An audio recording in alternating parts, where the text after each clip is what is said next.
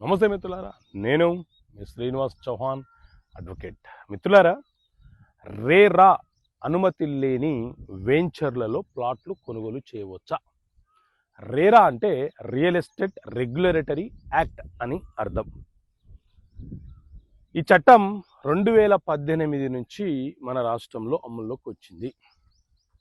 500 చదరపు మీటర్ల కంటే ఎక్కువ విస్తీర్ణంలో ఎవరైనా వెంచర్ని ఎస్టాబ్లిష్ చేసినా, లేకపోతే ఏదైనా ఒక స్థలములో 8 కంటే ఎక్కువ ప్లాట్లతో వెంచర్ చేసినా వారు ఖచ్చితంగా రేరా అనుమతి పొందాలి అని ఈ చట్టం చాలా స్పష్టంగా వివరణ ఇస్తుంది.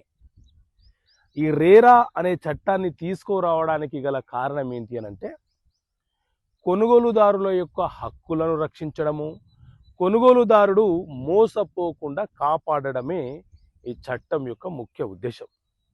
ఈ రేరా చట్టం రావడం వల్ల రియల్ ఎస్టేట్ వ్యాపార సంస్థలకు అలాగే కొనుగోలుదారుడికి మధ్య ఎలాంటి వివాదాలు లేకుండా నివారించే అవకాశం మాత్రం వచ్చింది.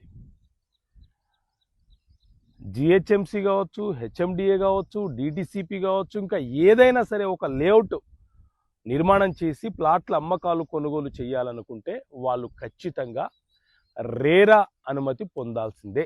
ఈ రేరా చట్టం ప్రకారంగా ఏర్పడినటువంటి రేరా సంస్థ బోర్డు ఏదైతే ఉందో వాటి అనుమతి పొందిన తర్వాత మాత్రమే ఆ వెంచర్లో ప్లాట్ల అమ్మకాలు కొనుగోలు చేయాలి. అలా కాకుండా ప్రీ లాంచింగ్ పేరుతో రేరా అనుమతి లేకుండా ఎవరైనా అమ్మే ప్రయత్నం చేస్తే మీరు కొనుగోలు చేయకండి. రేరా అనుమతి ఇచ్చిందంటే ఆ లేఅవుట్ ప్రొహిబిటెడ్ లిస్ట్లో లేదని, అమ్మకాలు కొనుగోలు చేసుకోవడానికి వెసులుబాటు ఉన్నదని, చట్టబద్ధంగా ఈ భూమి ప్రభుత్వ భూమి కాదని, ఇది పట్టా భూమి అని, దీనిని నాలాగా మార్చారని, అన్ని రకాల ఫెసిలిటీస్ కల్పించారని, దీనిని మీరు కొనుగోలు చేసుకునే వెసులుబాటు ఉంటుందని చెప్పి రేరా అనుమతి ఇవ్వడం అనేది జరుగుతుంది. ఆ తర్వాత మాత్రమే రేరా అనుమతి పొందినటువంటి వెంచర్లలో ప్లాట్లను కొనుగోలు చేయండి. ఓకే మిత్రులారా, థ్యాంక్ యూ. జై హింద్.